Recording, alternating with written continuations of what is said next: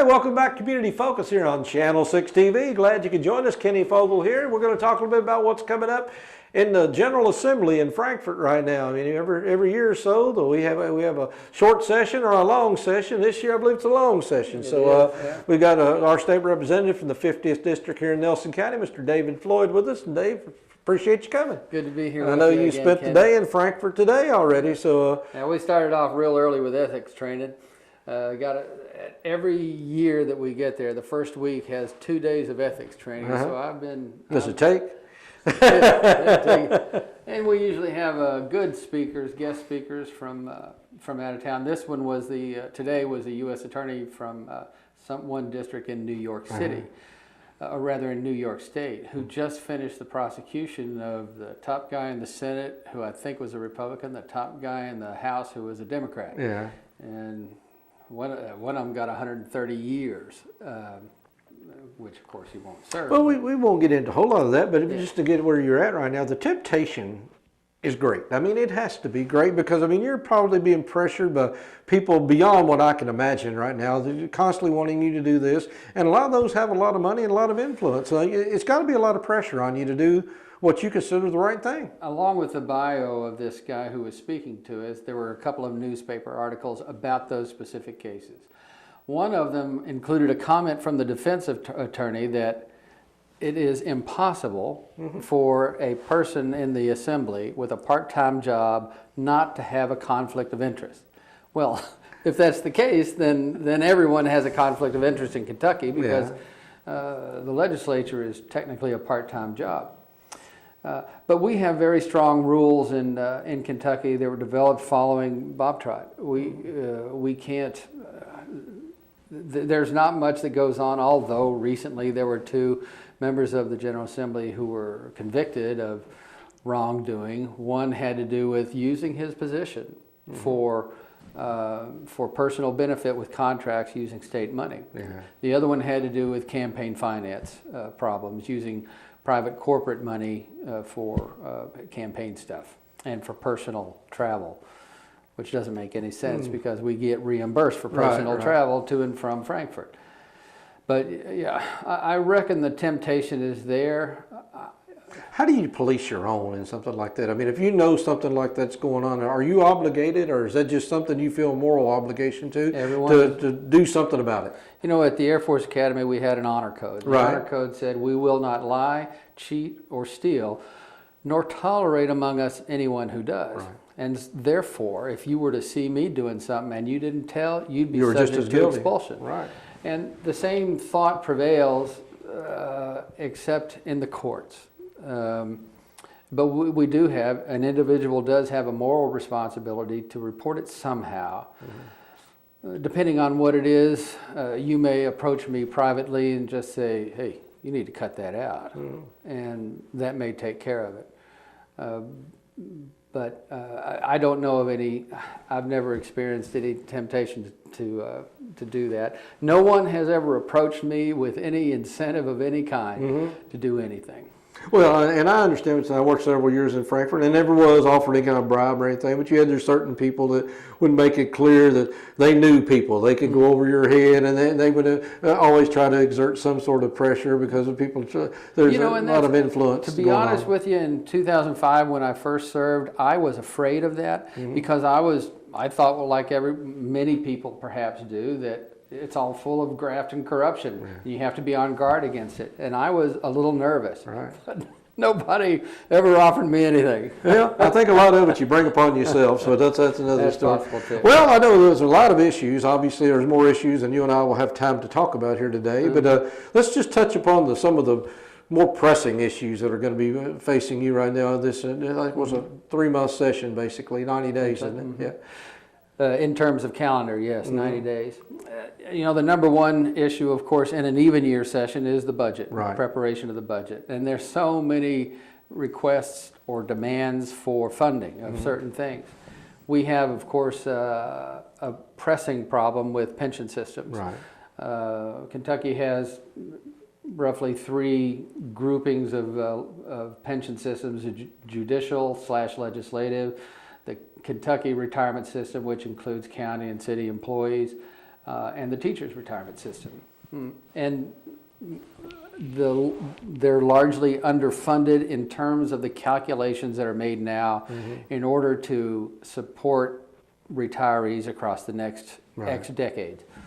The KRS, we did a fix several years ago, the state employees retirement system, city, county, that made a lot of modifications to the system so that some of the problems that were present and exacerbating the problem, we fixed those. Yeah. You stopped the bleeding. Stop the bleeding on that, and everything will be fine in 30 years. Yeah. Because it takes that long. We can't change the conditions of employment for anyone currently employed at the time that was enacted. And so everyone's under the same system until such time. All the new hires since that legislation was enacted fall under the new rules. Meantime, we have a lot of retirees. They're living longer, and thank the Lord for that. And retiring earlier. And retiring earlier, with incentives and other things. So that's probably the number one problem financially that we'll face.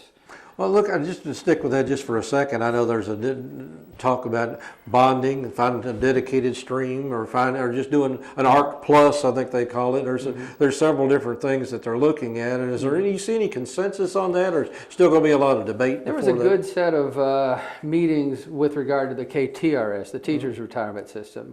A good group of people with lots of testimony, lots of meeting, and they came out with a report on what should be done.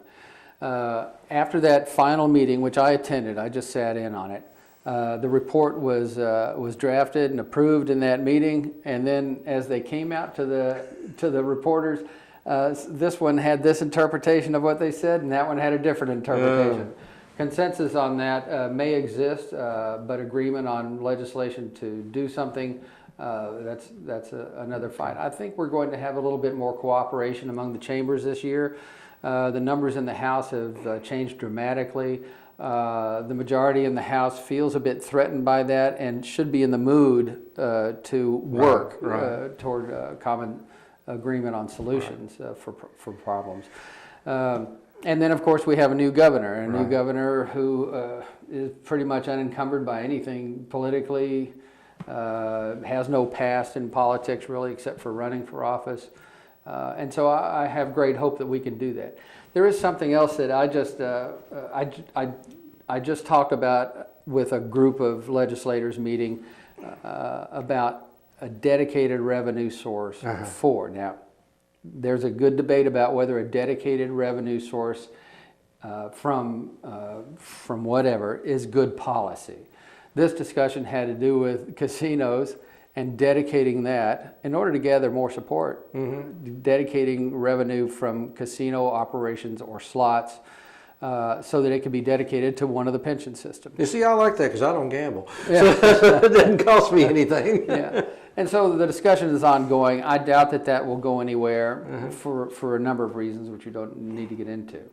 On the way out, I talked about something that I had read recently on Real ID. Real ID is a federal requirement, and that just means when you go in for your driver's license, for example, that you have a lot of evidence that you need to present to the circuit clerk so that your identity is solidly verified. It has other identifying things on your driver's license, facial recognition, that sort of thing. Many people object to that, but the federal people have certain control, and that is you can't utilize the system unless you have a driver's license that complies. And that means that they could, after January 1 of this year, they could implement rules that say you want to go into a federal building, your driver's license won't get you in here because it doesn't comply with federal. If you want to travel on an airline, Homeland Security won't let you. The 10th Amendment is sort of debatable, isn't it? TSA won't let you process through. Now, it's important to, a lot of these things are important, generally speaking, for the health of the Commonwealth. This one's important to a lot of people who do traveling. But I did confirm the federal government has given an extension to Kentucky through October of this year, or through the beginning of October, I'm not sure which, You'll be able to travel with your driver's license, although they have the power to initiate that earlier. And if you, even if they do implement, your passport, if you have a passport, does comply, because the passport requires that extensive background information in order for you to qualify to get a passport. We need to act this year in this legislative session so that even if we don't fully implement Real ID, we'll need to act so that that extension till October will either be further extended or that they can just rescind it because we're not doing anything. There's a lot of states. What's this behind this? Is it anti-terrorism, or is it just trying to keep track of people, or what's the theory behind doing that? I remember talking with Circuit Clerk Diane Thompson about Real ID and that sort of thing. She's wonderful, and she helps educate me on things that she's intimate with. Right. And there are problems with providing documentation for certain people. I think her example was I know a fella down in Culvertown who doesn't have a birth certificate. He was born at home with a midwife. There's nothing. Yeah. He can't really get a passport. Something can be done about it, but he's not pursuing that. But there are other, especially the older people among us, we don't have access to a birth certificate. It's a whole lot of trouble to try and get one. I think, going to the records and then having a facsimile sort of thing generated, even if one didn't exist. And then residency. Some circuit clerks may accept that you have a lease agreement or a utility bill or something.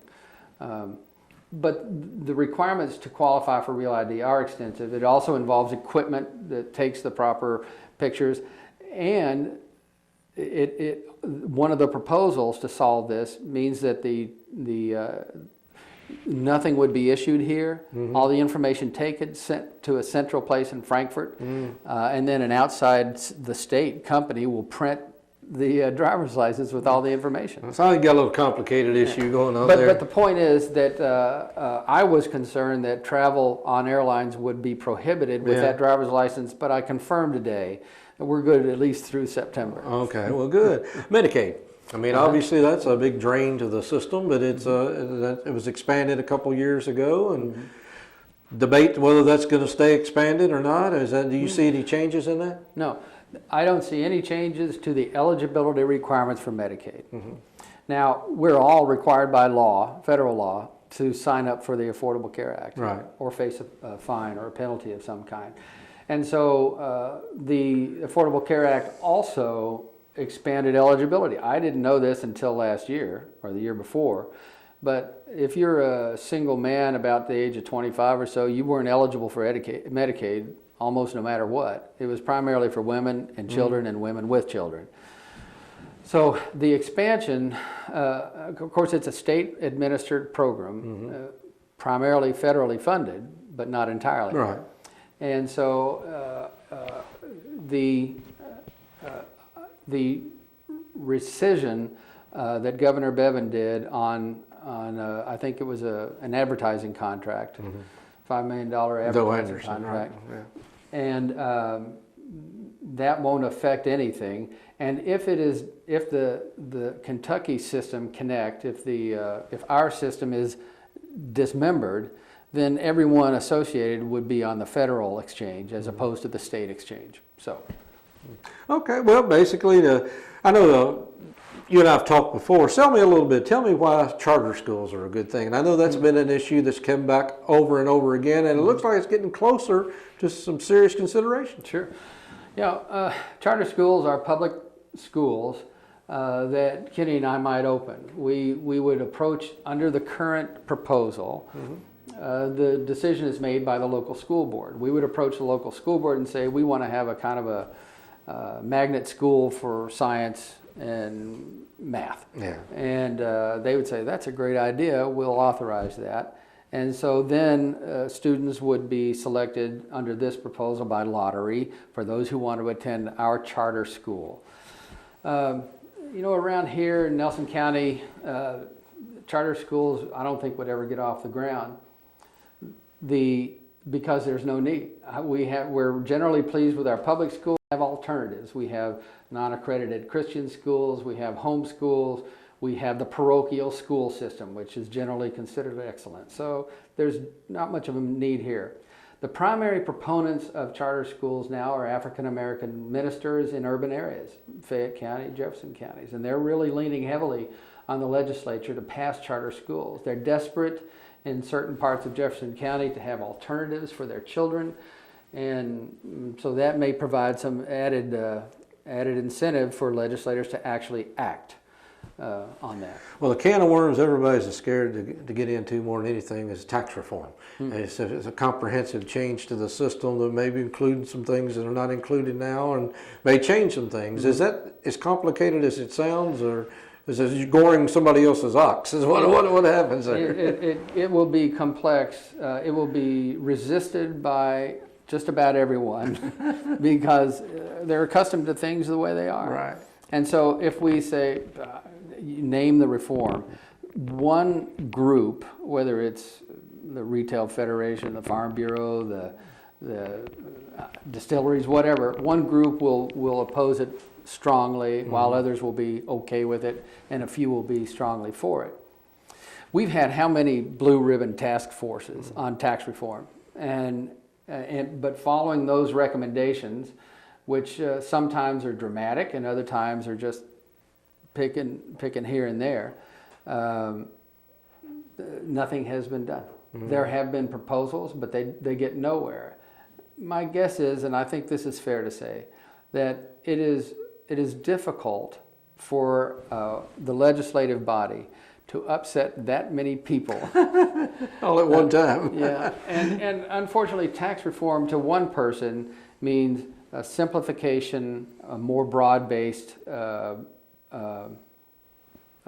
selection system for those who pay the taxes. To other people, it means keep what we have and add another tax here or increase the tax over there.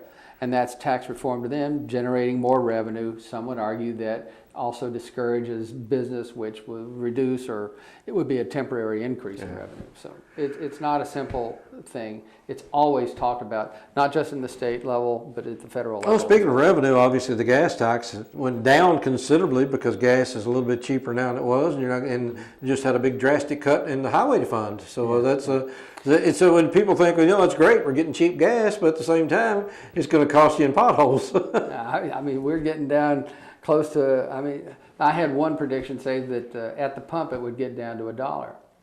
Yeah, we have modified the gas tax through the years. People, I think, would be more upset with a nickel increase in the gas tax than they would with a $1,000 income tax increase. Yeah. We see it at the pump, and just the thought of it.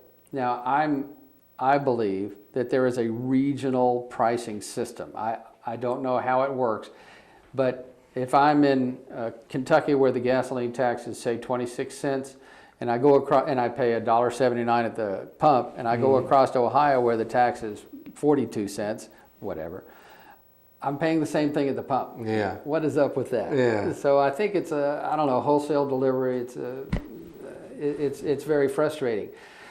On the one hand, when you say that, we should do casinos because they're just going somewhere else to do it, and we're losing that revenue. I've heard that, yeah. Take that same argument and say, well, why don't we raise ours to 42 cents like Ohio? It's not going to do anything at the pump. Yeah. And it's in the same way that's a valid argument, that is too. But I think that people would be very upset if we bumped up the gas tax, and we did a major fix last year. But people also want their roads built, not just new roads. They want their roads maintained and safety improvements made, and that takes money. We pay the gasoline tax, and virtually all of that. Some is set aside for other things, but most all of that goes for roads. It's not part of the general fund. It can't be used for education or Medicaid or anything else. So there is in the future, though, an issue. Oh, yeah. Let's say you can't tax the sun if everybody goes to solar cars. What do we do? Exactly right. And so how do you do that?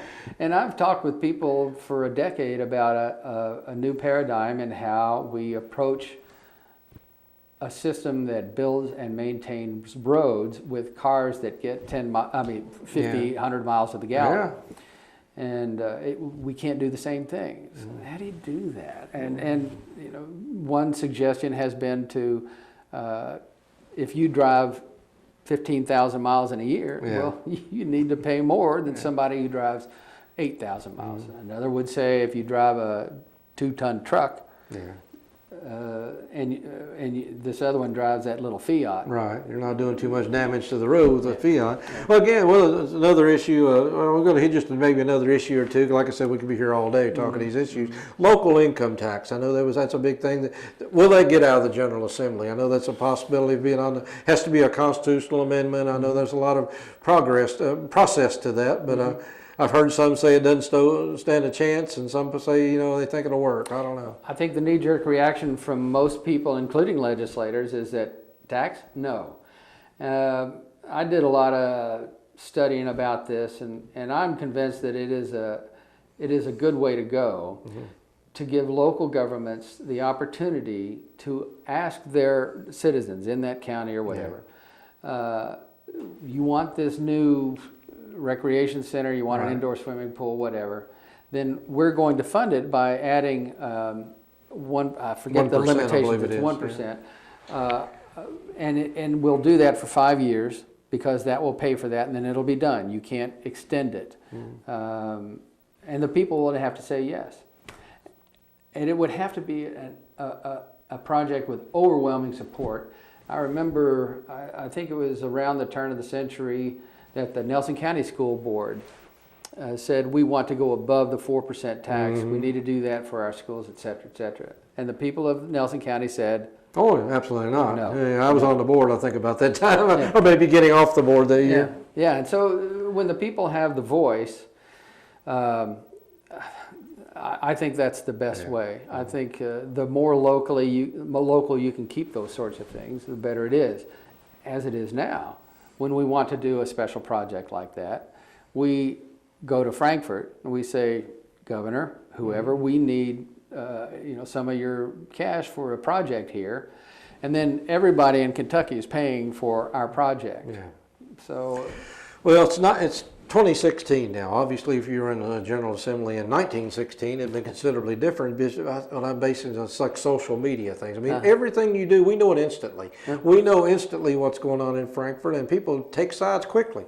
So, how much does that have a lot of effect on anything when you're getting more feedback? And people use this word as a derogatory word, but we're becoming somewhat of a democracy in a way that people say we should not be.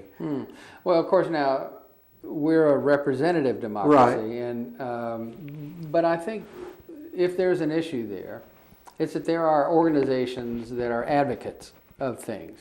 They can instantly communicate a position to everybody who's on their email list or post it on social media. You can click a link, and that link will take you, and you just fill in your name and address, perhaps a phone number. You push a button, and a letter about that long is sent to your legislator.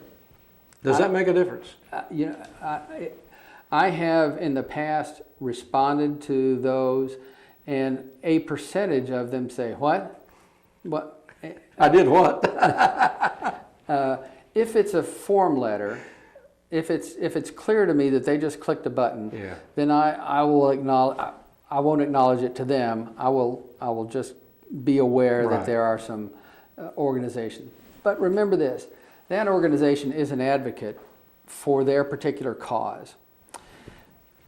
They're not necessarily completely truthful about the issue in front of them. I have some friends here who are very much against the local option sales tax, and they call it LIFT if they want to pass it. I acknowledge it's a local option sales tax. And they're opposed to it, and they have an organization that tries to put out that and email or call legislators. There's an automatic. I remember one time we get the green slips up there when someone places a call. It turns out that somebody called Kenny, and they said, what do you think about this? Isn't this bad? Yeah, that's pretty bad. Well, here, would you like to leave a message for your legislator? Punch. I remember early on I called every one of them, and maybe 30% said, I'm not sure what you're talking about. And I said, well, you said this. Yeah. I mean, I have the message right there. And so, yes, we have social media and other forms of electronic communication have greatly enhanced participation. So what's the best way to, not just you, but any legislator, if I've got an issue I really want to talk about it, I'm really adamant about it, what's the best way for me to voice my concern with you or another legislator? You know, and I get this a lot. People want to come up to Frankfurt and talk to me, and I say, well, why? Just call me at home, and then I'll call you back if you want to talk about something. Yeah. Or we see each other on the street, at the grocery store, at church. You just talk to me. That means so much more than certainly a form letter email. And all legislators are more responsive to that. The personal communication from someone in their district, and I will confess to you this, if I get emails from somebody from Versailles, I just delete, because I don't have time to I mean, I've got what, 40, you got enough complainers around here. You don't need extra complainers. People who want to make an input. And I have in the past also talked with people about what this bill does, what it really means, and they change their minds. At the same time, I have heard from people and they have changed my mind. So basically the last question, Dave, is when you go to Frankfurt, are you going there with, you have a particular agenda in mind of what you want to get accomplished when you go there, or is it more like a physician to do no harm? I mean, what is it basically that you want to do during your career, not only, but this 100 or 90 days that you're up there in Frankfurt this year? Yeah, I have some personal some things that I am passionate about. Right. One of them is the possibility of expungement of Class D felonies. I feel very strong, but for how many years have I been writing about it, speaking about it on the House floor, helping people to understand what all is involved with that. And I think we're going to do it this year. Yeah. I think we're going to actually do it. The governor supports it. We just had a press conference up there today. Darrell Owens, a liberal Democrat from Louisville, and I have been the two that have worked on this in the House. And so I think we're going to do that. So those things where you get personally involved back home with a particular issue someone approaches you on, or something that you believe would be beneficial in this case for Kentucky and for those individuals, yeah, I make that a mission. Okay. Most of the bills written in the General Assembly are because somebody came up to you and said, hey, what about this? Or how come we can't that? Mm-hmm. And so that legislator will write a bill. A lady called me, I don't know, 5 or 6 years ago and said her son was in the military. It had to do with driver's licenses and the new graduated driver's licensing requirement. He went into the military, couldn't drive because he hadn't completed the course that they have to take. I wrote a bill and it became enacted. That's just one good example. Okay. So the passion, I would say, the agenda is to make sure of two things. One is that you keep people as informed as they want to be back home, and that two, you represent their values while you're up there.